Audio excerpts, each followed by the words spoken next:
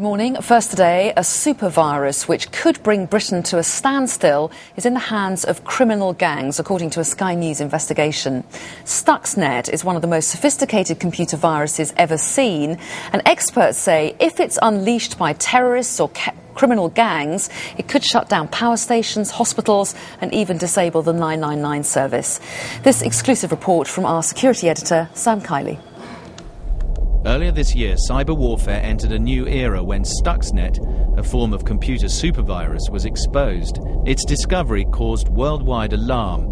Now, Sky News has learned that it has been sold on the black market to criminals or terrorists. The results could be catastrophic. You could shut down the police 999 systems, you could shut down hospital systems and equipment, you could shut down power stations, you could shut down the transport network across the United Kingdom. Stuxnet disrupted Iran's nuclear program. The bug or malware was slipped into a computer controlling the circuits in the new Beshesha power plant. The unprecedented attack bypassed heavy military security. So this is this month, the number of attacks, what day of the month? One man watching the spread of Stuxnet closely is Jason Hart. He's an ethical hacker. His expertise has been sought by industry and the FBI. We've got intelligence that the Stuxnet virus, or a variation of it, has now been sold on the internet. Does that worry you?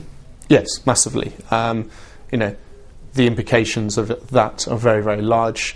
The ability to create additional malware variants from that particular original piece of code, has massive, massive implications. And then these can be home to attack specific infrastructure or specific environments. Here in the UK or in the United States, for example? Anywhere, yes, without a doubt. What makes Stuxnet so frightening is that it's the first time a virtual tool has had a destructive physical effect.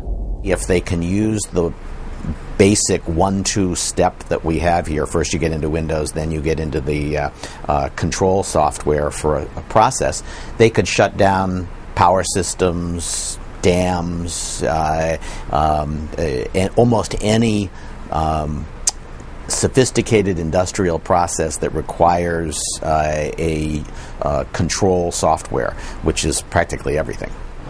Britain has £650 million to spend each year fighting cyber warfare. That's in a total defence budget of £36 billion. And nobody's really sure who's in charge. GCHQ does most of the work, the Cabinet Office runs policy, MI5 is involved, and the Ministry of Defence wants to take charge of the whole thing. How far are we behind in this arms race? A generation. Now, in computer terms, a generation could be 10 years. But there's a key concept in technological warfare. If you're a generation behind, you don't bother turning up to the fight. You mean we'll lose? Yeah, we've lost already. For centuries, Western power has been underpinned by superior weapons. But today it seems that in cyberspace, the West is carrying spears and the enemy machine guns. Now the challenge is to find out who the enemy really is. Sam Kiley, Sky News.